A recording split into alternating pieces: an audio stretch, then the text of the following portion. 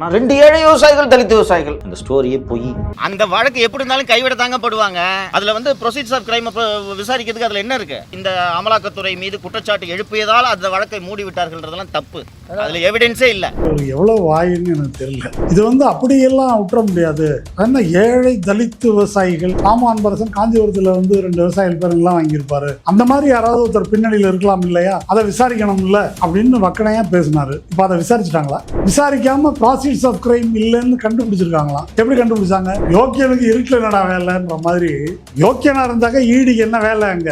ஆனா சவுக்கு அதுக்கு இறங்கி முட்டு கொடுக்குறாரு. இவரை என்ன செய்யலாம்னா, இவர் தனியா மீடியாலாம் ஆரம்பிச்சு கஷ்டப்பட வேணாம். ஈடி அவருடைய பிஆர்ஓவா வச்சுக்கலாம், இல்ல மோடி கூட பிஆர்ஓவா வச்சுக்கலாம். ஈடி அவருக்கு அனுப்புன சம்மன் இருக்கு இல்லையா விவசாயிக்கு, அது அதிகாரப்பூர்வமான. அப்போ நாங்க இது தப்பு வித்ட்ரா பண்ணிக்கிறோம் அப்படின்னு சொன்னா அது அதிகாரப்பூர்வமாக ஈடி சொல்லணும். ஈடி சார்பா யார் யாரோ பேசிட்டு இருக்காங்க. ஏன் ஈடி வாய் கிடையாதா? ஈடி பேச மாட்டாங்களா? சாஸ்திரி பவன்ல இருக்கக்கூடியவங்க மானம் வெக்கா இருக்கா? அவங்க எதுக்கு வேலை பாக்குறாங்கன்னு தெரியல. இல்ல இது எல்லாமே முரண்பாடா இருக்கு. முதல் முரண்பாடு இங்க அவங்க வனவிலங்குகளை கொன்று விற்று கருப்பு பணம் சம்பாதிக்கவில்லை. அதுக்கு ஈடி வர வேண்டிய தேவையே கிடையாது. அப்ப உள்ள வந்ததே தப்பு. அது மேல ஈசிஆர் போட்டது தப்பு. அதுக்கப்புறம் நீ வைல்ட் லைஃப் டிபார்ட்மெண்ட்டை கேட்கிற வனவிலங்கு அவங்க ஐயா தள்ளுபடி ஆயிடுச்சுன்றாங்க. அதுக்கு பிறகு நீ சம்மன் வச்சு கூப்பிடுறேன்னு சொன்னா இது தெளிவான குற்ற நடவடிக்கை. நில அபகரிப்புக்கு அவர் காய் நகர்த்துறாரு. அவர் காய் நகர்த்துற மாதிரி அந்த கேஸ்ல கன்விக்ஷன் வரல. அப்ப என்ன செய்யறாருன்னா ஈடியை பயன்படுத்தி மிரட்டுவதற்கு சொல்றாரு.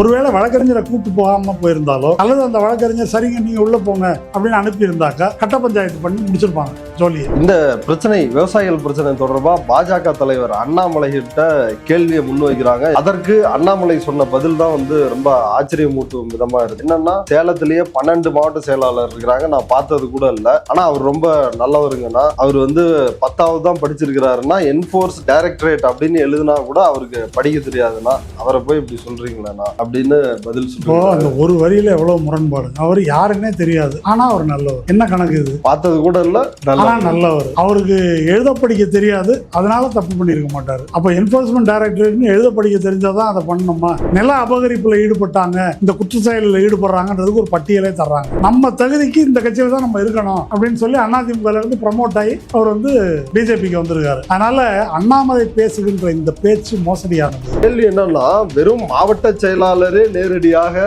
ஈடியை தொடர்பு கொண்டு இதை சொல்லுவாரா, இல்ல அண்ணாமலை இதுக்கு இடைத்தரகரா ஒரு அமௌண்ட் வாங்கி செயல்படுவாரா அப்படின்ற ஒரு கேள்வி இருக்குல்ல. இந்த கேள்விக்கு டிரைப்ஸ் பார்வையாளர்களுக்கு வணக்கம். இன்று நம்மோடு இடதுசாரி செயல்பாட்டாளர் தோழர் மருதையன் அவர்கள் இணைந்துள்ளார். வாருங்கள், அவரோடு விவாதிக்கலாம். தோழர் வணக்கம். வணக்கம்.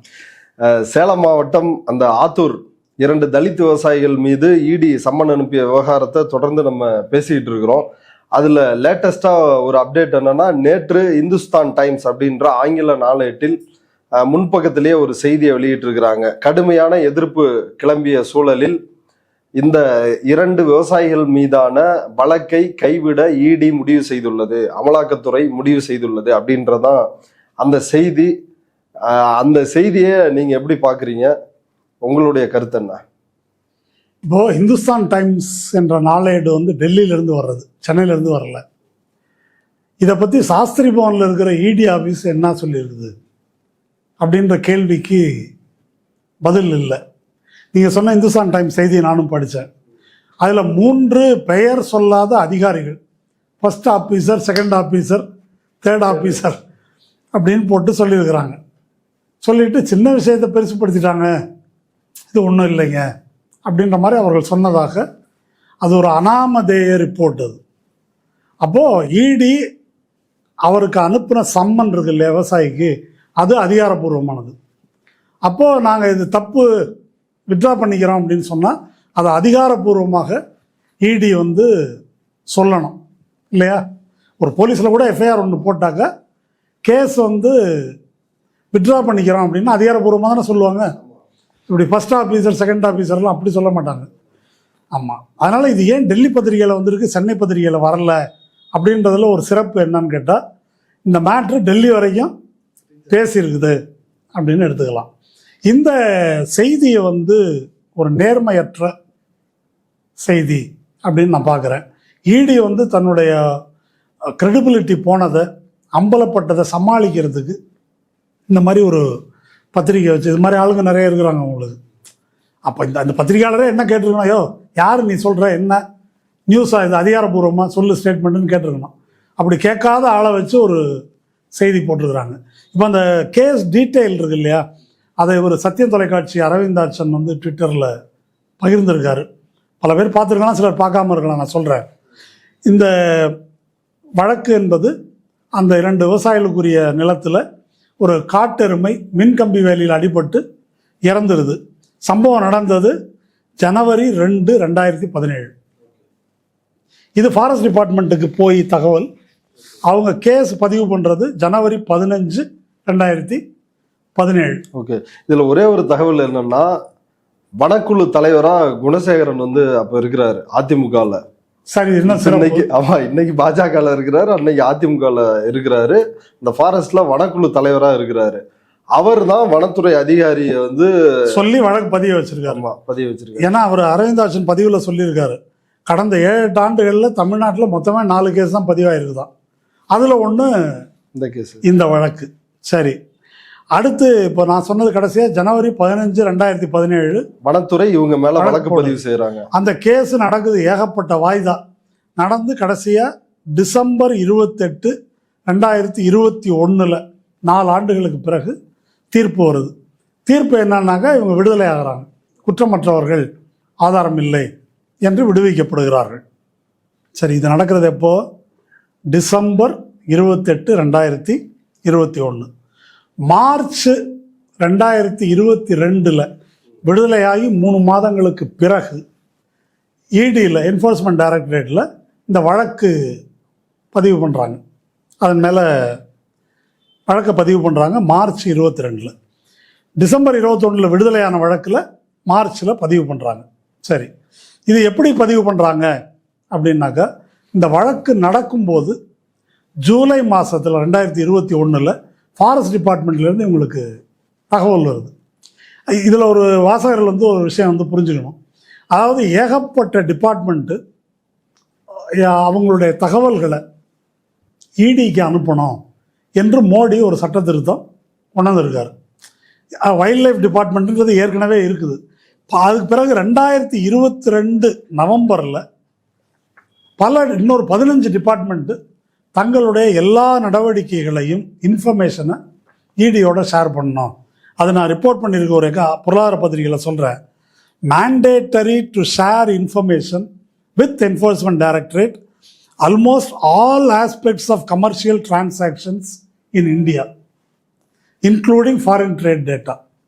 இந்தியாவில் நடக்கிற எல்லா பொருளாதார பரிவர்த்தனையும், வெளிநாட்டு இது எல்லாத்தையும் பண்ணோம்.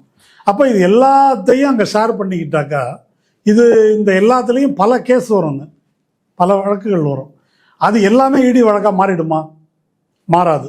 ஒரு இடி வழக்கு எப்போ வரும், எப்போ வரணும் என்று சொன்னால், அப்போ அவங்க சொல்லியிருக்காங்க அந்த வனத்துறை சார்ந்த குற்றம், இதில் வந்து இந்த மாதிரி இவங்க காட்டெருமை, கொம்பு, மான், புலி, இப்படி ஏதோ தந்தம் இதெல்லாம் வேட்டையாடி ஏற்றுமதி செய்து கிடைக்கிற சட்டவிரோதமாக செய்கிற அந்த பிஸ்னஸ், அதனுடைய கருப்பு பணத்தை இவர்கள் வெள்ளையாக்கி இருக்கிறார்கள் அப்படின்னா தான் இடி கேஸ் வரும்.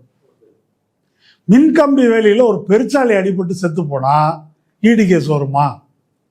காட்டெருமைக்கு வரும் அப்படின்னா பன்னிக்கு வருமா?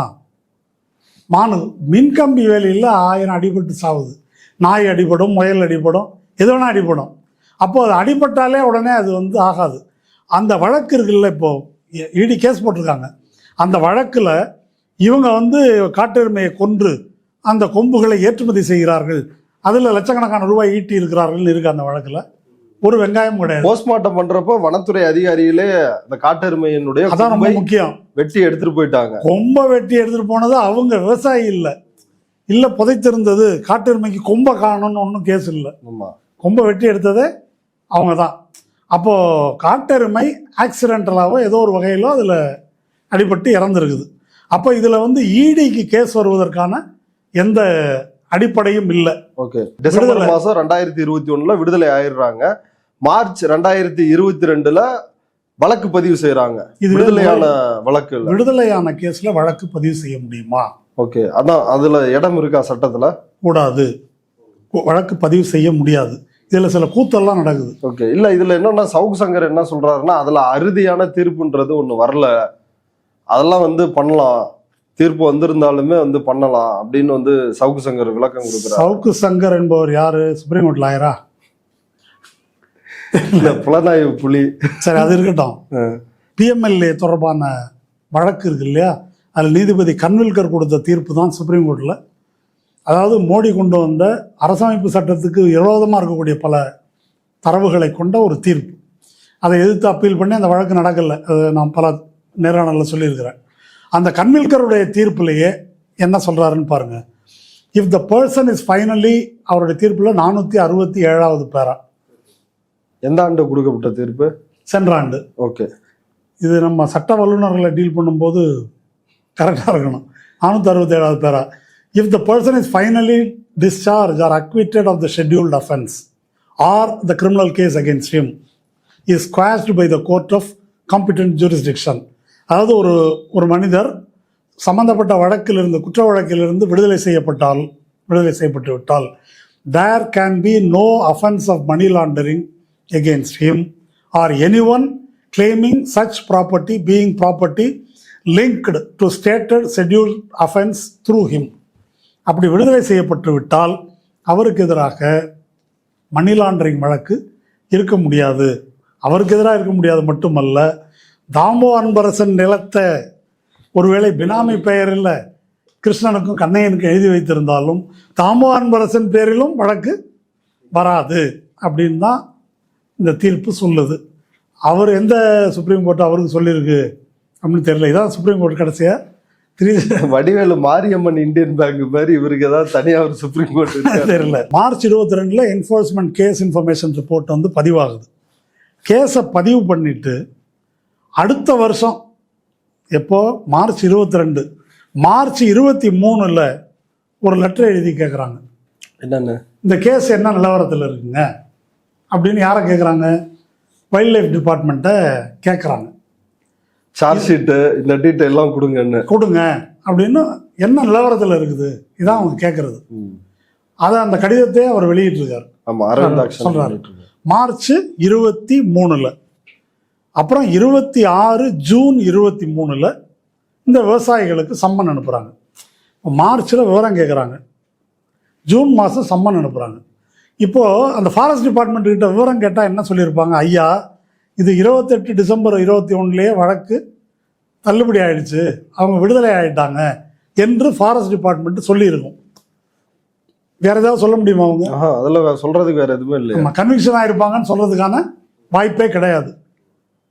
வழக்கில் என்ன நிலவரம்னு தெரியாமையும் இவங்க எந்த நடவடிக்கையும் எடுக்க முடியாது.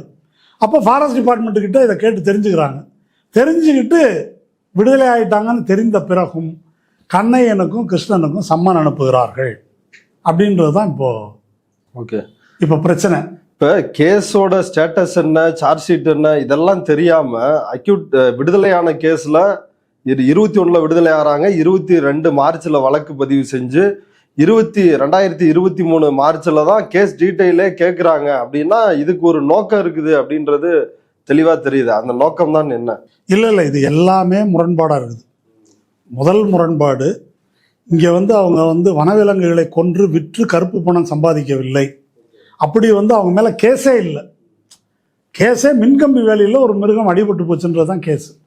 அதுக்கு இடி வர வேண்டிய தேவையே கிடையாது. அங்கே ப்ராசிட்ஸ் ஆஃப் கிரைம் இருந்தால் மட்டும்தான் இவங்க உள்ளே வரணும் என்பது தெளிவாக இருக்குது சட்டத்தில். அப்போ உள்ளே வந்ததே தப்பு.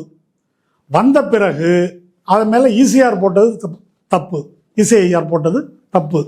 அதுக்கப்புறம் நீ வைல்ட் லைஃப் டிபார்ட்மெண்ட்டை கேட்குற வனவிலங்கு, அவங்க ஐயா தள்ளுபடி ஆயிடுச்சுன்றாங்க. அதுக்கு பிறகு நீ சம்மன் வச்சு கூப்பிட்றேன்னு சொன்னால் இது தெளிவான குற்ற நடவடிக்கை. இப்போ நீங்கள் சொன்னீங்க அவர் அந்த குழுவில் இருக்காரு, வனக்குழு. ஆமாம், அப்போலேருந்து இந்த நில அபகரிப்புக்கு அவர் காய் நகர்த்துறாரு. அவர் காய் நகர்த்துற மாதிரி அந்த கேஸில் கன்விக்ஷன் வரலை. அப்போ என்ன செய்கிறாருன்னா ஈடியை பயன்படுத்தி மிரட்டுவதற்கு சொல்கிறாரு. இப்போ இது ஒரு சாதாரண விவசாயிகள் தானே, இவனுக்கு என்ன தெரிய போகுது அப்படின்னு சொல்லி தான் சம்மன் அனுப்பி, அவங்களும் பாவம் அந்த வழக்கறிஞர் இவங்கெல்லாம் பேட்டி கொடுத்தாங்க இல்லையா, அங்கேருந்து வண்டி வச்சுக்கிட்டு வந்து 50,000 கடன் வாங்கி செலவு பண்ணிட்டு பயந்து போய் வக்கீலை கூப்பிட்டு வந்திருக்கிறாங்க. இப்போ இந்த சம்மன் அனுப்புனது வழக்கறிஞரை உள்ளே விடாதது, வழக்கறிஞரை உள்ளே விடாத காரணத்தினால்தான் இந்த விவகாரம் வந்து வெளியே வந்திருக்கு. இந்த பிரச்சனை ஏற்பட்டதுனால தான். ஒருவேளை வழக்கறிஞரை கூப்பிட்டு போகாமல் போயிருந்தாலோ அல்லது அந்த வழக்கறிஞர் சரிங்க நீங்கள் உள்ளே போங்க அப்படின்னு அனுப்பியிருந்தாக்கா கட்ட பஞ்சாயத்து பண்ணி முடிச்சிருப்பாங்க ஜோலியை. இதுதான் இவர்களுடைய திட்டம். நிலத்தை பிடிங்கி கொடுத்துருப்பாங்க. ஆமாம், நிலத்தை என்ஃபோர்ஸ்மெண்ட் டைரக்டரேட் பறிமுதல் செய்திருக்காது. அவர் சவுக்கு சங்கர் கேட்குறாரு, அதை என்ஃபோர்ஸ்மெண்ட் டைரக்டரேட்டா பறிமுதல் செய்ய போது. ஆனால் கட்ட பஞ்சாயத்து நடக்கும்ல, நிலத்தை கொடுக்குறியா? பஞ்சாயத்து நடக்கும், நீ வந்து அவருக்கு நிலத்தை கொடுத்துரு அப்படின்னு பேசி முடிச்சு விட்டுட்டு இல்லைன்னா இந்த கேஸில் உள்ள வச்சிருவேன். ஏங்க சிண்டையை வந்து கட்சி மாற வைக்கலான்னாக்கா 2 விவசாயிகளை மிரட்டி பண்ணி வைக்க முடியாதா? இது என்ன வேடிக்கையாது இல்லையா? அப்போ அதுதான் இவர்களுடைய டீலிங். அப்போ இங்கே வந்து குற்றம் நடந்திருக்கிறது. இப்போ பிரச்சனை நான் என்ன சொல்ல வரேன் அப்படின்னா, இது எல்லாமே முறைகேடாக நடந்திருக்கு.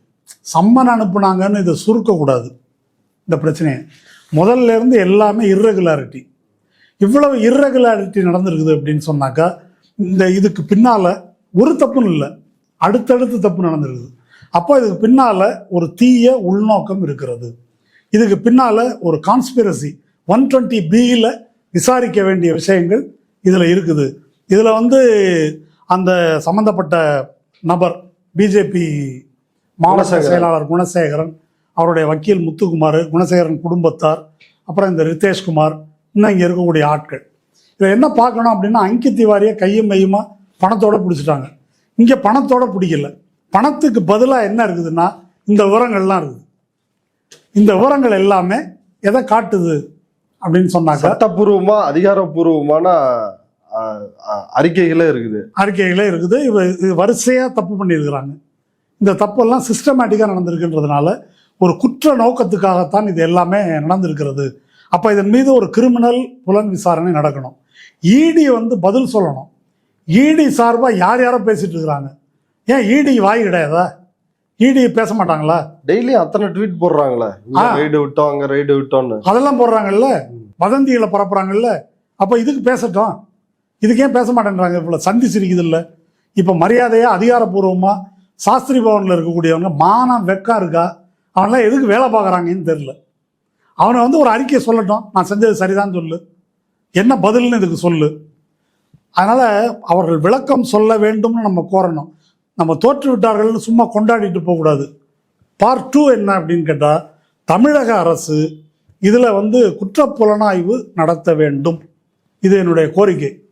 இதில் அந்த பிஜேபி ஆஃபீஸ் பேரர்களில் தொடங்கி வழக்கறிஞர் இவங்க எல்லார் மேலேயும் இப்படி வழக்கு பதிவு செய்து அதுக்குள்ளே ரித்தீஷ்குமாரையும் உள்ளே கொண்டு வரணும்.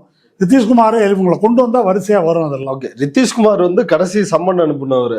அதுக்கு முன்னாடி இந்த வனத்துறைக்கு விளக்கங்க அவங்க எல்லாரும் கார்த்திகேயன். ஆமா, அது யாரோ இந்த அசிஸ்டன்ட் டைரக்டர் தான். ஆமா, அவங்களெல்லாம் கொண்டு வரணும். அவங்க வந்து இது சட்டத்துக்கு அப்பாற்பட்டவர்கள் அல்ல. அவங்க இந்த குற்றத்திலிருந்து வெளியே நிற்க முடியாது. இதை வந்து வழக்கு பதிவு செய்வது மட்டுமல்ல, கேஸ் நடந்து என்னைக்கு தீர்ப்பு வருது அதை பார்ப்போம். இந்த மொத்த ஸ்டோரி, இந்த குற்ற வழக்கு, இதை அனைத்து இந்திய அளவில் வந்து பிரபலப்படுத்தணும். இப்போ பல மாநிலங்களில் இப்போ அரவிந்த் கெஜ்ரிவால் பிரபலப்படுத்தணும்னா அதுதான் ஊடகங்கள் செய்யும்ல. இல்லை, அரசு அதற்கு முயற்சி எடுத்து, நம்ம தனியாக பேசிகிட்டு இருக்கிறாங்க, யூடியூப்பில் பேசுகிறோம். யூடியூப்பில் இவ்வளோ பேர் கத்தின பிறகு தான் 1-2 மீடியாவில் அதை பேசுகிறாங்க. அது வரைக்கும் யாரும் பேசலை. இல்லை, இப்போ இந்த இந்துஸ்தான் டைம்ஸ் எடுத்துங்களேன், டெல்லியில் போட்டிருக்கிறாங்க. தமிழ்நாட்டில் இருக்குது இல்லை பத்திரிகை எல்லாம். இவங்க யாருக்கும் கை கால் கிடையாதா, வாய் கிடையாதா? சாஸ்திரி பவன் இடி ஆஃபீஸ் தெரியாதா? அங்கே போய் என்ன சொல்கிறேன்னு கேட்க வேண்டியதானே? இல்லை, கேட்டோம் பதில் சொல்ல மறுக்கிறாருன்னு போடு. அப்போ கம்முன்னு இருக்கிறீங்கன்னா உங்களுடைய நோக்கம் என்ன? நீங்கள்லாம் ஊடகம்னு சொல்லிக்கிறதா, அருகதை இருக்குதா? இது அதனால தான் என்ன சொல்ல வரேன்னா, தமிழக அரசு இதில் இறங்கி அப்படி ஒரு ஸ்டேட்மெண்ட் விட்டு இதை இஷ்யூவாக ஆக்கணும்னு சொல்கிறேன் நான். இடி மிஸ்யூஸ் பண்ணப்படுவதற்கு இதோ பாருங்கள் ஆதாரம். 2 தலித் விவசாயிகள் இந்த மாதிரிலாம் பண்ணியிருக்கிறாங்க, இவ்வளோ முறைகேடு நடந்திருக்குது என்பதை பொதுவெளிக்கு கொண்டு வந்து இதை வந்து எல்லா மாநிலத்திலும் இருப்பவர்கள், மகாராஷ்டிராவில், டெல்லியில், ராஜஸ்தானில், கேரளாவில், பெங்காலில் எங்கும் பேசுகிற மாதிரி இதை ஆக்க வேண்டும். வழக்கு அப்புறம் நடந்துட்டோம், விஷயத்தை வெளியே கொண்டு வரணுன்றதான் என்னோட கோரிக்கை. இது குறித்து நேத்து வந்து சவுக்கு சங்கர்கிட்ட ஒரு பிரஸ் மீட்ல கேள்வி எழுப்பி இருக்கிறாங்க. சார், இந்த 2 விவசாயிகள் மீது போடப்பட்ட வழக்கு வந்து அமலாக்கத்துறை கைவிடப்பட்டதா ஒரு செய்தி வருது. அதை குறித்து நீங்க அந்த வழக்கு எப்படி இருந்தாலும் கைவிட தாங்க படுவாங்க. அதில் ப்ரொசீட்ஸ் ஆஃப் கிரைம் என்னன்றதை பார்க்கணும். அமலாக்கத்துறை அழைத்து விசாரிச்சிருக்காங்க. அந்த விவசாயிகள் காட்டெருமையை கொண்டு விற்கல, காட்டெருமை எலக்ட்ரிக் ஃபென்ஸில் வச்சு மாட்டிக்கிச்சு, அதை புதைச்சிருக்காங்க. அதில் ப்ரொசீட்ஸ் ஆஃப் கிரைம் இல்லைன்னு என்றைக்கா இருந்தாலும் அமலாக்கத்துறை அதை மூடத்தான் போகுது. அதில் வந்து ப்ரொசீட்ஸ் ஆஃப் கிரைம் விசாரிக்கிறதுக்கு அதில் என்ன இருக்குது? அதனால் இந்த இந்த இந்த அமலாக்கத்துறை மீது குற்றச்சாட்டு எழுப்பியதால் அந்த வழக்கை மூடி விட்டார்கள்ன்றதெல்லாம் தப்பு, புரிஞ்சுக்குங்க. அதில் எவிடன்ஸே இல்லை. சார், ஆனால் 6 மாசமா இது எதுவுமே இது பண்ணாமல் இப்போ பேசப்பட்ட பிறகு தானே இதாக இருக்குது. இது உளவுத்துறையின் சதி என்பதை நான் விரிவாக என்னோட சேனலில் பேசியிருக்கேன், போய் பாருங்கள் வீடியோவை. இது குறித்து உங்களுடைய கருத்து என்ன? இப்போ கருத்து சொல்றதுக்கு முன்னால இவர் எவ்வளோ வாயின்னு எனக்கு தெரியல. ஏற்கனவே இதை பற்றி நம்ம பேசியிருக்கிறோம். இது வந்து அப்படியெல்லாம் விட்டுற முடியாது. அதனால் ஏழை தலித்து விவசாயிகள் தாமோ அன்பரசன் அந்த வக்கீல்கிட்ட பேசுகிறாருல்ல, தாமோ அன்பரசன் காஞ்சிபுரத்தில் வந்து 2 விவசாயிகள் பேருங்கெல்லாம் வாங்கியிருப்பாரு. அந்த மாதிரி யாராவது ஒருத்தர் பின்னணியில் இருக்கலாம் இல்லையா, அதை விசாரிக்கணும்ல அப்படின்னு வக்கனையாக பேசினார். இப்போ அதை விசாரிச்சுட்டாங்களா? இல்லையா, விசாரிக்கவே இல்லை. விசாரிக்காம ப்ராசிக்யூஷன் ஆஃப் கிரைம் இல்லைன்னு கண்டுபிடிச்சிருக்காங்களாம். எப்படி கண்டுபிடிச்சாங்க? இப்போ முதல்ல நம்ம பேசணும் இல்லையா, ப்ராசிக்யூஷன் ஆஃப் கிரைம் கிடையாது அப்படின்றது அந்த வழக்கிலேயே இருக்குது. வழக்கில் காட்டெருமை செத்து போச்சுன்றது தானே தவிர காட்டெருமையை கொன்று கொம்பை அறுத்து விற்றார்கள் அப்படின்னு வழக்கே கிடையாது. இல்லை, விவசாயிகள் தான் கொம்பை அறுத்துக்கிட்டாங்கன்னு இவரோட சேனல்ல உட்காந்து இவருக்கு பக்கவாத்தியம் வாசிக்கிறவரு சொல்றாரு. அவரு சவுக்கு குருவா இருப்பார், ரொம்ப அதிகமா இருக்குது. ஆமா, அவன் ஃபாரஸ்ட் டிபார்ட்மெண்ட் தான் அறுத்தேன்னு அவன் கேஸ்லேயே இருக்குது. இவங்க விவசாயி அறுத்து விற்றாங்கன்றாங்க. அதனால் அறுத்து விற்றதாக கேஸே கிடையாதுங்க. அப்போ அதுதான் நம்ம முதல்ல பேசுனது. ப்ராசீட்ஸ் ஆஃப் கிரைம், குற்றத்தின் மூலம் கிடைத்த வருவாய் என்றே ஒன்று கிடையாது. அப்படி இல்லாத போது ஈடிக்கு வர்றதுக்கே வேலை இல்லை. வந்த பிறகு இப்போ அவங்க கண்டுபிடிச்சிட்டாங்க, அதனால தான் வெளியே வந்துட்டாங்க. ஒரு பழமொழி இருக்குது, தென்னை மரத்தில் ஏறினானா ஒரு திருடன், தோப்புக்காரன் வந்து என்னடா தென்னை மரத்தில் ஏறுற, இல்லைண்ணே புல் பிடுங்கலான்னு ஏறினேன், வேற ஒன்றும் இல்லைன்னா. தென்னை மரத்தில் ஏறுறா புல், அதான் இறங்குறேன் அப்படின்னா. அந்த மாதிரி இருக்குது சவுக்கு பேசுறது. இந்த வின்னர் பட காமெடி ஒன்று இருக்குது. இந்த இருட்டில் போவார் வீட்டுக்குள்ளே, அங்கே ஒருத்தன் ஏற்கனவே திருட வந்திருப்பான். அவன் வந்து யார் யாது அப்படின்னு அவன் பேச்சு கொடுத்தோடனே அவன் வந்து திருடன். அவன் வந்து உன்னை போல தான் நானும் திருட தான் வந்திருக்கிறேன் அப்படிமா. நான் யோக்கியன்டா அப்படிமா. யோக்கியனுக்கு இருட்டில் என்னடா வேலைன்ற மாதிரி. யோக்கியனாக இருந்தாக்க ஈடிக்கு என்ன வேலை அங்கே? ஆனால் சவுக்கு வந்து அதுக்கு இறங்கி முட்டு கொடுக்குறாரு. இவரை வந்து என்ன செய்யலாம்னா, இவர் தனியாக மீடியாலாம் ஆரம்பித்து கஷ்டப்பட வேணாம். ஈடி வந்து அவருடைய பிஆர்ஓவாக வச்சுக்கலாம், இல்லை மோடி கூட பிஆர்ஓவாக வச்சுக்கலாம். அவர் கொண்டு வர தியரியெல்லாம் மோடி அரசுக்கு எதிராக, ஈடிக்கு எதிராக தமிழ்நாட்டு உளவுத்துறை வந்து சதி பண்ணுது. அதான் இப்படி 6 மாதம் கழித்து தேவையில்லாமல் ஒரு பிரச்சனையை கிளப்பியிருக்கிறாங்க. அது உளவுத்துறை சதின்றார். மோடி அரசின் உளவுத்துறை, இந்த ஐடி டிபார்ட்மெண்ட்டு, இடி, சிபிஐ, இன்னும் பெகாசஸ் போன்ற உளவு கருவிகள், இதெல்லாம் வந்து எதிர்கட்சிகளுக்கு எதிராக வராங்கன்னு எல்லா எதிர்கட்சியும், திமுக மட்டும் இல்லை, அத்தனை பேரும் கத்திட்டு இருக்கிறாங்க.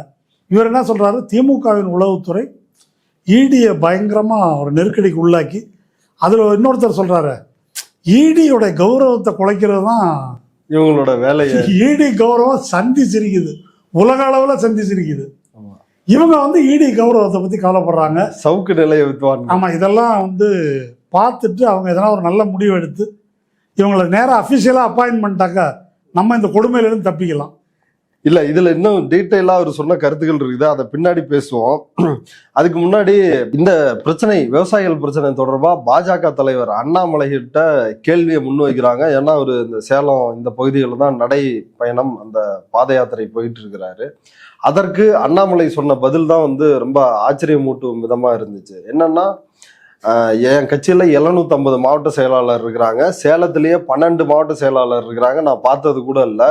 ஆனால் அவர் ரொம்ப நல்லவருங்கன்னா, அவர் வந்து 10வது தான் படிச்சிருக்கிறாருன்னா, என்ஃபோர்ஸ் டைரக்டரேட் அப்படின்னு எழுதுனா கூட அவருக்கு படிக்க தெரியாதுன்னா அவரை போய் இப்படி சொல்றீங்களேண்ணா அப்படின்னு பதில் சொல்றோம். அந்த ஒரு வரியில எவ்வளவு முரண்பாடு. அவர் யாருன்னே தெரியாது, ஆனா அவர் நல்லவர். என்ன கணக்கு இது?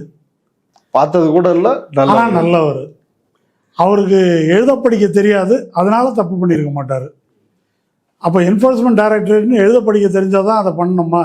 அதான் இப்படி வந்து அண்ணாமலை வந்து எனக்கு தெரியாது ஆனா நல்லவருன்னு சொல்றாரு, அத எப்படி புரிஞ்சுக்கிறது? இல்லைங்க, அவங்களுடைய ஏன்னா கேள்வி என்னன்னா, வெறும் மாவட்ட செயலாளரே நேரடியாக இடியை தொடர்பு கொண்டு இதை சொல்லுவாரா, இல்ல வந்து அண்ணாமலை இதுக்கு இடைத்தரகரா ஒரு அமௌண்ட் வாங்கி செயல்படுவாரா அப்படின்ற ஒரு கேள்வி இருக்கு இல்ல. இந்த கேள்விக்கு அவங்கள்ட்ட தான் விடை கேட்கணும். யாரை பிடிச்சா என்ன நடக்கும்னு தெரியாதா, அது செய்யலாம். இப்போ இந்த கட்சியில் யார் இருக்காங்கன்னே எனக்கு தெரியாது. இப்போ ஆர்கே சுரேஷ் தெரியாது, அவர் கூட ஒரு அக்யூஸ்ட் தேடிட்டு இருக்கிறாங்களே, தேடப்படும் குற்றவாளி ஹரிஷ், அவர் கூட 2 போட்டோ எடுத்துட்டாரு. அவர் ஆர்கே சுரேஷ் நிர்மலா சீதாராமனோட உட்காந்து பேச்சுவார்த்தை நடத்துறாரு. ஆனால் அவங்கெல்லாம் யாருன்னே அவங்களுக்கு தெரியாது. இதை சொன்னாக்க நம்ம நம்பணும். இப்போது சைதை சாதிக்கு ஒன்று பேசினாருங்க, பெண்களை தான் பேசினார். உடனே கேஸை போட்டாங்க, கட்சியை விட்டு சஸ்பெண்ட் பண்ணாங்க. ஆனால் அது பத்தாது, ஸ்டாலின் பதில் சொல்ல வேண்டும். இவங்களை கேட்டால் இவன் மேலே கேஸ் இருக்குது. இப்போ இடி கேஸ் மட்டும் இல்லை, ஏற்கனவே அந்த விவசாயிகளை சாதியை சொல்லி திட்டி அவதூறு பண்ணதான் வரிசையாக கேஸு. வேறு பல கொலை வழக்குகள் உள்ளிட்ட வழக்குகள் அந்த நல்லவர் மேலே பெண்டிங் இருக்குது. சாதி சொல்லி திட்டின கேஸில் சார்ஜ் ஃப்ரேம் பண்ணுற லெவலில் இருக்குது. நில அபகரிப்பில் ஈடுபட்டாங்க, இந்த குற்றச்செயலில் ஈடுபடுறாங்கன்றதுக்கு ஒரு பட்டியலே தர்றாங்க. இப்போ இந்த தகுதியின் காரணமாக தான் அவர் பிஜேபியில் சேர்க்கப்பட்டிருக்கிறார். என்னது என்னுடைய தகுதி அப்படின்னு சொல்லி, அல்லது நம்ம தகுதிக்கு இந்த கட்சியில் தான் நம்ம இருக்கணும் அப்படின்னு சொல்லி அதிமுகலேருந்து ப்ரமோட் ஆகி அவர் பிஜேபிக்கு வந்திருக்காரு. அதனால் அண்ணாமலை பேசுகின்ற இந்த பேச்சு மோசடியானது. இப்போ இடி அவருக்கு தெரியாது, அண்ணாமலைக்கும் தெரியாதா? கண்டிப்பாக தெரியுமே. அவர் தான் யார் யாருக்கெல்லாம் இடி வரும்னு சொல்கிறாரு. இப்போ இடி நாங்கள் தான் இயக்குகிறோம் அப்படின்னு அதிகாரப்பூர்வமாக சொல்கிற அளவுக்கு பிஜேபிக்காரங்க நாடு முழுதும் வெளிப்படையாக பச்சையாக பேசுகிறாங்க. இப்போ எந்தெந்த திமுக மாவட்ட செயலாளர்கள் இப்போ அரியலூர் போகிறாருன்னா சிவசங்கர் மேலே, அமைச்சர் சிவசங்கர் மேலே இடி ரைடு அடுத்த மாதம் வருன்றாரு. விழுப்புரம் போனால் பொன்முடி வீட்டுக்கு வருன்றாரு, சொல்லிகிட்டே தான் இருக்காரு. ஏன் மகாராஷ்டிராவில் அவ்வளோ பெரிய கட்சி தாவலை நடத்தி முடிச்சுட்டு இடி கேஸு இத்தனை பேர் மேலே இருக்குது, பேப்பரில் எல்லாம் வந்துருச்சு. இடின்னாக்கா அதுக்கு பொருள் வேற. அதுக்கு பொருள் என்னன்னாக்கா ஏக்நாத் ஷிண்டே, தேவேந்திர ஃபட்னவிஸ் அந்த இடி அப்படின்னு நக்கலாக சொன்னாங்க. அப்போ இதைத்தான் அவர்கள் செய்து கொண்டிருக்கிறார்கள். அதனால் இப்போ இதை வைத்து கொண்டு அவங்க என்ன செய்கிறாங்கன்றது தான் வேலை. இப்போ இந்த குற்றவாளி ஒரு 6.5 ஏக்கர் நிலத்தை பறிப்பது இவருடைய நோக்கம். அங்கித் திவாரி 50 லட்சம் காசு வாங்கியிருக்காரு. இந்த பணம் யார்கிட்டெல்லாம் போகுது? 75 பேர் சம்மந்தப்பட்டிருக்கிறாங்க. அந்த 75 பேர் இடி ஆஃபீஸரா இல்லை பிஜேபி ஆஃபீஸருங்க யாராவது அதில் இருக்கிறாங்களா? அது நமக்கு தெரியாது. இப்போ இப்படி திரட்டுகின்ற பணம் எல்லாம் எங்கே போகுது? அண்ணாமலையோட முடிஞ்சிருச்சா இல்லை மேலே வரைக்கும் பங்கு போகுதா? இந்த அதிமுக ஜெயலலிதா ஆட்சியில் சொல்லுவாங்க, மந்திரிகள் அடிக்கிறதெல்லாம் கொண்டு போய் அங்கே போயஸ் தோட்டத்தில் கொண்டு போய் ஹேண்ட் ஓவர் பண்ணணும். அவங்க வாங்கிட்டு கரெக்டாக இருக்கான்னு எண்ணி பார்த்துட்டு உளவுத்துறை மூலமாக செக் பண்ணிட்டு கொடுத்தது இதுதானா அப்படின்னு சொல்லிட்டு அமைச்சர்களுக்கு அதிலிருந்து ஒரு 2 கட்டை எடுத்து கொடுப்பாங்க, கும்பிட்டு வாங்கிட்டு வந்துடணும். இப்படி தான் அந்த கொள்ளை கூட்டம் நிர்வகிக்கப்பட்டது அப்படின்னு கேள்விப்பட்டிருக்கிறேன், எழுதியிருக்கிறாங்க. அந்த மாதிரி இந்த பணம் அப்படி எப்படி போச்சு மேலே வரைக்கும்? ஏன்னா மோடி இடின்றது அவர் சும்மா ஜஸ்ட் லைக் தட் பண்ணல. அந்த பக்கம் எலக்ட்ரல் பாண்டு, எவனும் டொனேஷன் வாங்கக்கூடாது, நம்ம மட்டும்தான் வாங்கணும்.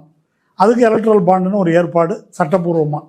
அடுத்து 2019 வந்த பிறகு இனி வேற எவனுமே ஆட்சிக்கு வரக்கூடாது அப்படின்றதுக்காக தான் பிஎம்எல்ஏல அமெண்ட்மெண்ட் கொண்டு வராங்க. அந்த அமெண்ட்மெண்ட் படி ஏற்கனவே சம்பாதிச்சு வச்சிருக்கிற காசை பிடுங்கிறது எப்படி? ஓகே, இதுக்கு மேலே முக்கியமான அரசியல்வாதிகள் வெளியே நடவாட விடாமல் எப்படி பண்ணுறது? அதுக்கு இடி.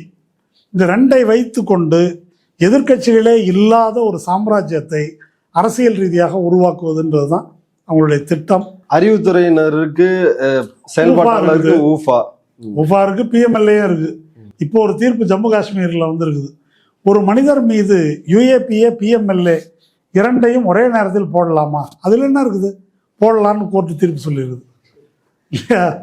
அதனால் இப்போ அதுக்காக தான் இதை வச்சிருக்கிறாங்க. அதனால் இதை மோடியிலிருந்து அண்ணாமலையிலிருந்து உள்ளூரில் இருக்கிற குணசேகரன் வரைக்கும் இதை தெரிந்து தான் அவர்கள் செய்து கொண்டிருக்கிறார்கள். இதில் ஒன்றும் ரகசியம் இல்லை. இதில் மிக முக்கியமாக விவாதிக்கப்பட்டது இந்து பல்லர் அப்படின்னு அந்த தபாலில் குறிப்பிட்டு சம்மன் அனுப்பியது.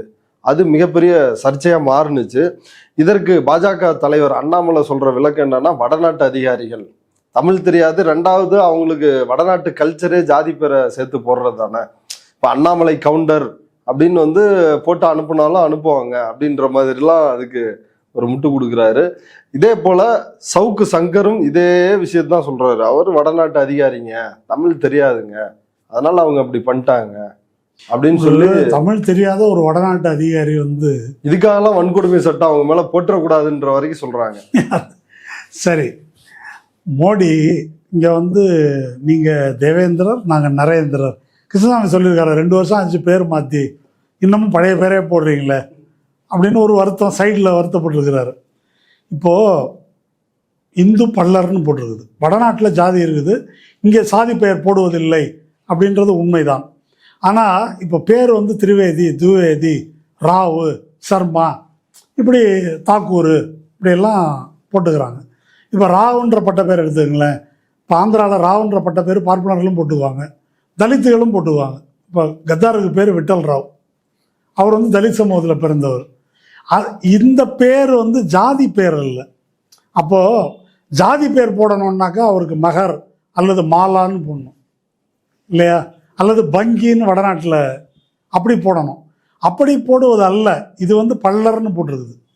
இது வந்து ஜாதி பெயரை நேரடியாக குறிப்பது, பட்ட பெயர் அல்ல.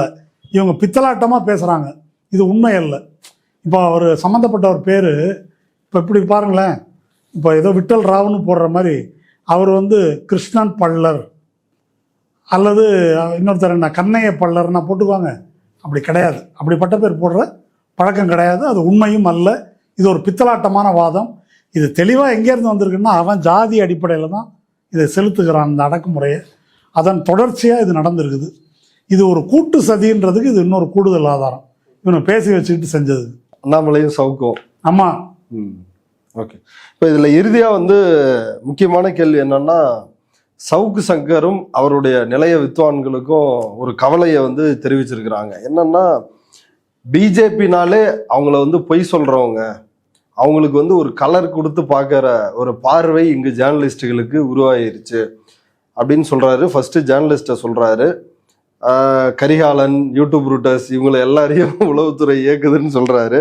அடுத்து இன்னொரு படி மேலே போய் கண்மூடித்தனமான பிஜேபி எதிர்ப்பு அப்படின்றது சிபிஎம்ஐ, சிபிஐயை, இந்த கம்யூனிஸ்ட் கட்சியினரை வந்து உளவுத்துறையின் கையாட்களாக மாற்றிவிட்டது. கண்மூடித்தனமா பிஜேபியை வந்து எதிர்க்க கூடாது, பிஜேபின்னு ஒருத்தன் கருத்து சொல்லிட்டான்றதுக்காகவே அது பொய் அப்படின்னு ஏன் பேசுறீங்க அப்படின்னு, அப்படி பேசக்கூடாது அப்படின்னு ஒரு புதிய எத்திக்ஸை சவுக்கு சங்கர் சொல்லித்தராரு.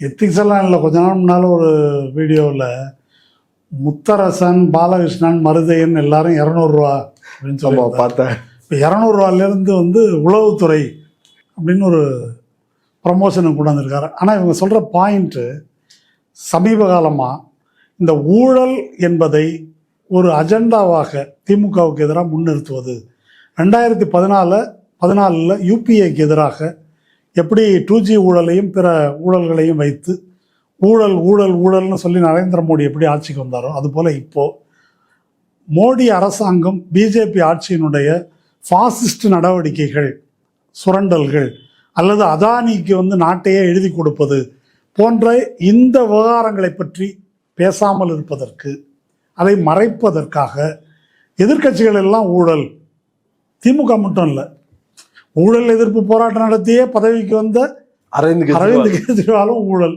அவர் சொல்லியிருக்காரு, என்னை பார்த்தா சொல்லுகிறாங்க, எல்லாரை பார்த்தா அதுதான் இல்லையா. அதனால எல்லாருக்கும் வந்து ஊழல் என்று முத்திரை குத்துகிறார்கள். இது ஒரு பாலிடிக்ஸு. அப்போ ஊழலை முதன்மைப்படுத்தி இதான் பிரச்சனை என்று பேசுவது மோடியின் அஜெண்டா. அதனால் அது அல்ல முதன்மை பிரச்சனை, பாசிச எதிர்ப்பு என்பதுதான் முதன்மை பிரச்சனை. இப்படி பார்ப்பது தவறு.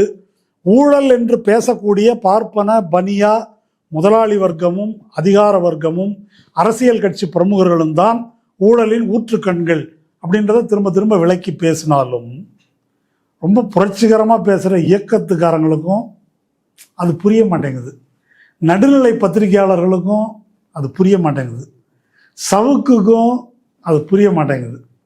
அதனால் அவங்க வந்து என்னங்க இது இப்படி எதை நீங்க எடுத்தாலும் ஏற்கனவே ஒரு பேட்டியில குறிப்பிட்ட மாதிரி இவங்க எல்லாரும் ஒரே ஹார்மோனியினுடைய அப்படி சொன்னா வருத்தப்படுறாங்க. அது எப்படி என்ன வந்து சவுக்கோட நீங்க சேர்த்து சொல்லலாம், அவரோட சேர்த்து சொல்லலாம். ஆனா ஒரு பாயிண்ட் தானே எல்லாரும் பேசுறீங்க. இப்போ சவுக்கு வந்து எடப்பாடிகிட்ட வாங்கிட்டு பேசுறாரு, இல்லை உளவுத்துறையின் கையாளு, இல்லை அண்ணாமலைகிட்ட வாங்கிட்டு பேசுறாரு. யாரு எங்க வாங்கிட்டு பேசுறாங்க, வாங்காம பேசுறாங்க, இது எனக்கு தேவையில்லை. சவுக்கு மாதிரி நான் பேச மாட்டேன். நீ 200 ரூபாய்க்கு பேசுற, உளவுத்துறை சொல்லி பேசுற, இல்லை அவன் சொல்லி இதெல்லாம் எனக்கு தேவையில்லை. என்ன பேசுறோம், பேசுற விஷயம் என்ன, அது உண்மையா பொய்யா, என்ன கண்ணோட்டத்தில் பேசப்படுகிறது, அது மட்டும்தான் எனக்கு தேவை. இப்போ சவுக்கு பேசுகின்ற விஷயம் என்ன, திமுக தான் இப்போ டேஞ்சரா, பிஜேபி வந்து உண்மையை சொல்லுது. அதுல அப்படிதான் சொல்றாரு. என்ன சொல்றாருன்னா, வடநாட்டு அதிகாரிங்க ஏற்கனவே அங்கீத் திவாரின்னு இந்த உளவுத்துறை சதி பண்ணி கேஸ போட்டு வச்சிருக்கிறாங்க. அடுத்து இதுலயும் வந்து கேஸ போடுறதுக்கு முயற்சி பண்றாங்க. அங்கீத் திவாரிக்காக ரொம்ப வருத்தப்படுறாங்க. மொழி தெரியாத ஊர்ல இந்த வடநாட்டு ஆபீசர்கள் மேல தொடர்ந்து வழக்கு போட்டு அச்சுறுத்தினா அவனும் மனுஷன் தானே, பயப்படுவான்ல.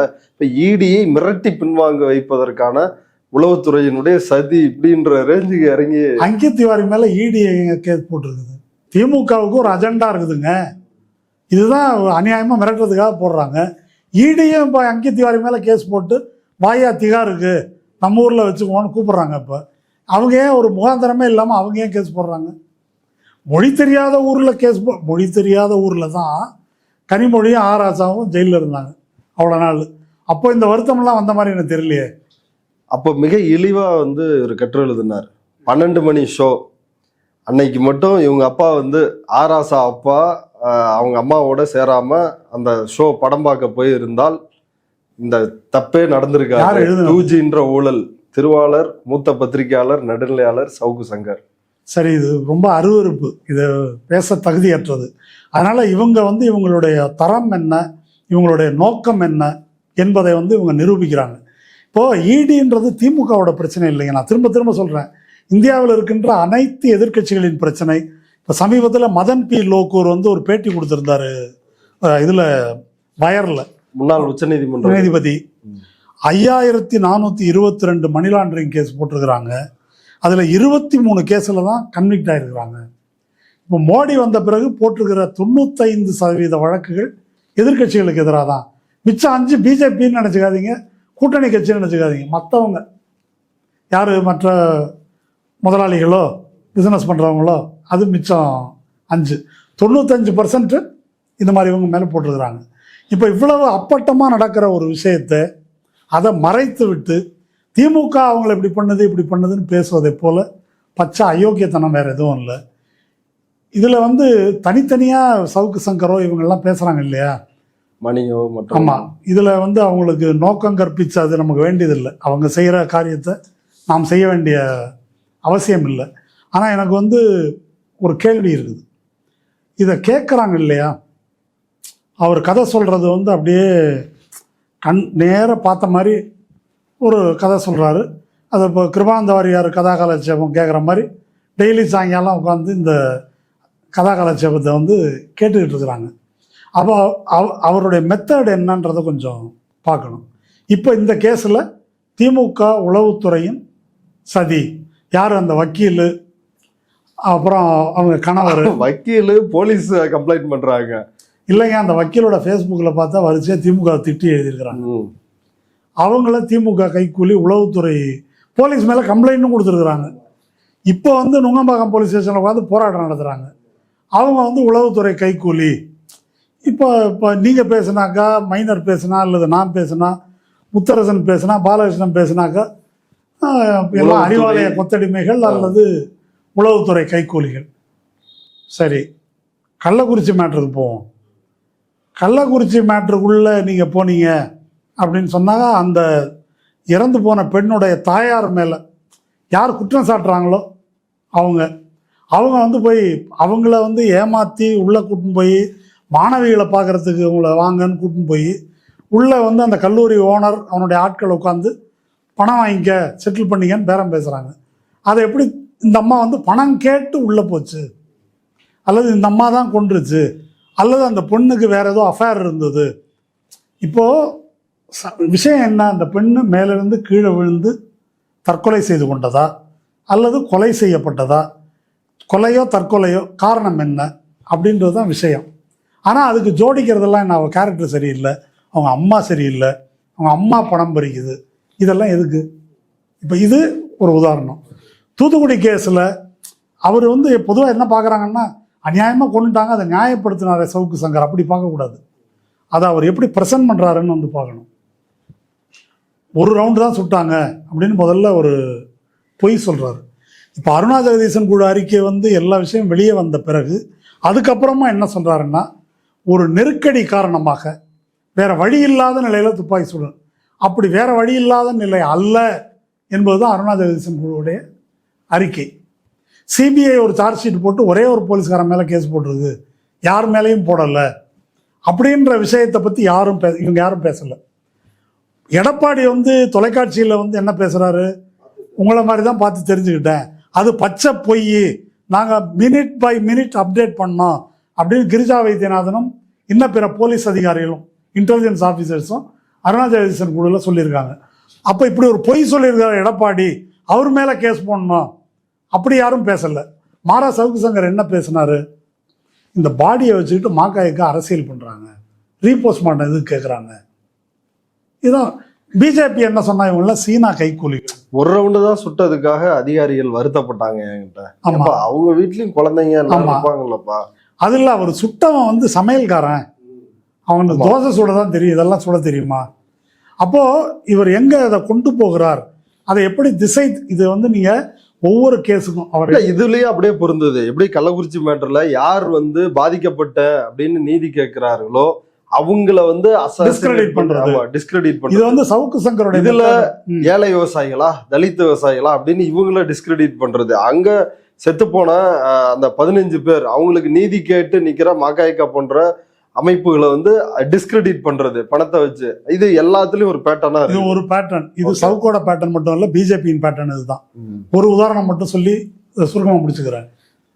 இப்போ சிதம்பரத்துல ஆறுமுகசாமி அவர் கோரிக்கை தமிழில் பாடணும் சிற்றம்பலத்தில் நின்று, அதுக்கு எல்லா கட்சிக்காரன் இந்து முன்னணி உள்ளிட்டு எல்லார்ட்டையும் போனார், எங்கேயும் போய் வேலை நடக்காமல் மாக்காய் கேட்ட வந்தார்.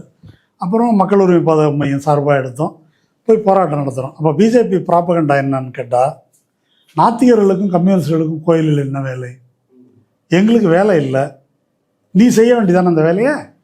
இப்போ தமிழில் பாடினா நாத்திகர்களை வேணும்னா வம்படியாவை கூட்டின்னு வந்தார்.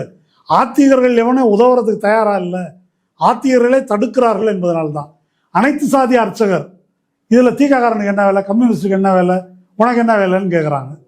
அனைத்து சாதி அர்ச்சகர் ஆகணும் அப்படின்றது நம்பிக்கை உள்ள பார்ப்பனர் அல்லாத சமூகத்தினரின் கோரிக்கை. அந்த கோரிக்கையை நிறைவேற்றுவது சரி, அதை தடுக்கிறது சரியா, அனுமதிக்கிறது சரியா என்பதை பேசுறதை விட்டுட்டு திமுக அரசுக்கு இதில் என்ன அக்கறை, உனக்கு தான் கடவுளே கிடையாது, நீங்கள் தான் பார்ப்பன எதிர்ப்பாளர்களாச்சு. அப்போது ஒரு எல்லா விஷயத்திலும் இப்படி அதானியை பற்றி பேசினாக்க தேச விரோதிகள், நீங்கள்லாம் அப்போது ஜார்ஜ் சோரோஸோட ஆள், அப்போ இப்படி தான் இவங்களுடைய அணுகுமுறை இருக்கிறது. இந்த சவுக்கு போன்ற நபர்கள் அல்லது சொக்கால்டு நடுநிலை பத்திரிகையாளர்கள் இவங்க பேசுகிறத ரொம்ப ஆர்வமாக உட்கார்ந்து கேட்கக்கூடியவர்கள் கொஞ்சமாவது தங்களுடைய அறிவை பயன்படுத்தணும்.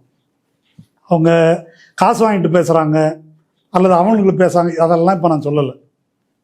அது ரொம்ப பேசுகிற கருத்து என்ன, யாருக்காக, அது ஃபேக்டா, அதை அறிவுபூர்வமாக யோசிச்சு பாருங்க. அறிவுபூர்வமாக இவ்வளவு பேசுகிறாங்களே. இப்போ ஸ்டெர்லைட் கேஸை பற்றி இப்போ அந்த அவருக்கு ப்ரொமோஷன் கொடுத்துட்டாங்கன்றாங்க. அது சென்ட்ரல் கவர்மெண்ட் கொடுக்குற ப்ரமோஷன், சென்ட்ரல் கவர்மெண்ட் தான் அதை ரெகுலர் ப்ரமோஷனில் கொடுத்துருக்குது. தலைமை டிஜிபியாக யார் என்பது தான் இங்கே கவர்மெண்ட் ரெக்கமெண்ட் பண்ண முடியும். சரி, இவங்க மேலே ஏன் குற்ற வழக்கு போடலை, வெறும் டிபார்ட்மெண்டல் ஆக்ஷன் எடுத்தீங்க, கீழ்நிலை அதிகாரிகள் மேலே போட்டிருக்கிறாங்க. இதெல்லாம் கேட்க தெரிஞ்சவங்களுக்கு சிபிஐ எந்த போலீஸ் அதிகாரி மேலேயும் வழக்கு போடல, ஒரே ஒரு கீழ்நிலை அதிகாரி மேலே போட்டிருக்குது. இது என்னடான்னு சொல்லிட்டு கோர்ட்டே தூக்கி மூஞ்சில் விட்டு எறிஞ்சிருக்காங்க. அதையே யாரும் கேட்க மாட்டேன்றீங்க. இதற்கு உத்தரவிட்டு பச்சை பொய் சொன்ன எடப்பாடி பழனிசாமி அவர் மேலே கேஸ் ஏன் போடல, ஸ்டாலின் அரசு ஏன் எடப்பாடி மீது கேஸ் போடவில்லை? இல்லைங்க, இது நீங்க கேட்கறது கூட சரி, நீங்க கேட்கறது எல்லாமே ரொம்ப அதீதம்னு நினைக்கிறேன். இதே இந்த சவுக்கு சங்கரோட டபுள் ஸ்டாண்ட் எல்லாத்தையும் இப்ப நம்ம பேசணும். இந்த சவுக்கு சங்கர் புளியோதர மாநாட்டுக்கு போய் என்ன பண்ணாரு, எஸ்பி வேலுமணிகிட்ட எப்படி பம்மிட்டு இருக்கிறாரு, இதுக்கு முன்னாடி எஸ்பி வேலுமணியை பத்தி என்ன சொன்னாரு, எடப்பாடியை பத்தி என்ன சொன்னாரு, எல்லாத்த பத்தியும், அண்ணாமலையை பத்தி என்ன சொன்னாரு, ரெட்டியை பத்தி என்ன சொன்னாரு, இப்படி அது ஒரு பெரிய நேத்து ஒன்று சொல்லிருப்பாரு, அப்புறம் அப்படியே அந்தர்பல்ட்டி அடிச்சிருப்பார். இதெல்லாம் தெரிஞ்சு இந்த நடுநிலையா கேள்வி எழுப்புறன்னு சொல்ற இந்த பத்திரிகையாளர்கள் இவங்க தான் உட்காந்து பேட்டி எடுக்கிறாங்க. இவங்க தான் உட்காந்து கூச்சமே இல்லாம இந்த கேள்விகள் சாதாரண மக்கள் இருக்குது. சவுக்கு, நீ ஏன் கள்ளக்குறிச்சி மேட்டர்ல இப்படி பேசுன, நீ யாருக்கிட்ட காசு வாங்கின, கழுத்து வரைக்கும் கடை இருக்குதுன்னு சொன்னியே, எதுக்காக அப்படி சொன்ன, இந்த கேள்விகள்லாம் இருக்கிறப்ப இந்த கேள்விகளை இவங்க கேட்க தயாரா இல்லை. சொல்லுங்க. இந்த பத்திரிகையாளர்களே வந்து அதை என்கரேஜ் பண்றவங்களா தான் இருக்கிறாங்க. இல்ல, இந்த பத்திரிகையாளர்களை நடுநிலையாளர்கள் என்று வாசகர்கள், பார்வையாளர்கள் கருதி கொண்டிருப்பது தான் பிரச்சனை. நடுநிலைன்னா என்ன புரிஞ்சுட்டு இருக்கிறாங்கன்னா, திமுக அண்ணா திமுக திட்டினா திமுகவையும் திட்டணும், பிஜேபியை திட்டினா காங்கிரஸையும் திட்டணும், அப்போதான் நடுநிலையாளர் அப்படின்னு புரிஞ்சுட்டு இருக்கிறாங்க. அது அல்ல நடுநிலை. நடுநிலைன்னு ஒன்று கிடையாது. நம்ம வந்து ஃபேக்டை பேசுவோம் ஒன்று. ரெண்டாவது, எந்த தரப்பில் நம்ம நிற்கணும்னு பேசுவோம். நடுநிலை அப்படின்னு சொல்கிற மக்கள் அல்லது நடுநிலை பத்திரிகையாளர்கள் தென்னமர சின்னத்தில் ஒரு குத்து, இதில் ஒரு குத்து குத்துவாங்களா அப்படின்றதான் என்னுடைய கேள்வி. எப்படி ஒரு கட்சிக்கு தானே ஓட்டு போட போகிற, அது எதுக்காக போட போகிற, அந்த கோணத்திலிருந்து தான் இதை பார்க்க வேண்டும். அப்படி பார்க்காமல் குழப்புவது என்பது எதிர்த்தரப்புக்கு வேலை செய்கின்ற ஒரு திட்டமிட்ட நடவடிக்கை தான் என்பதை நாம் புரிந்து கொள்ளணும். ஓகே, நேரடியாகவே அப்படிதான் வேலை செய்கிறாங்க அப்படின்னு எனக்கு தோணுது. இவ்வளவு நேரம் ட்ரைப்ஸ் பார்வையாளர்களுக்காக உங்களுடைய நேரத்தை ஒதுக்கி கருத்துக்களை பகிர்ந்துட்டதுக்கு மிக்க நன்றி. நன்றி.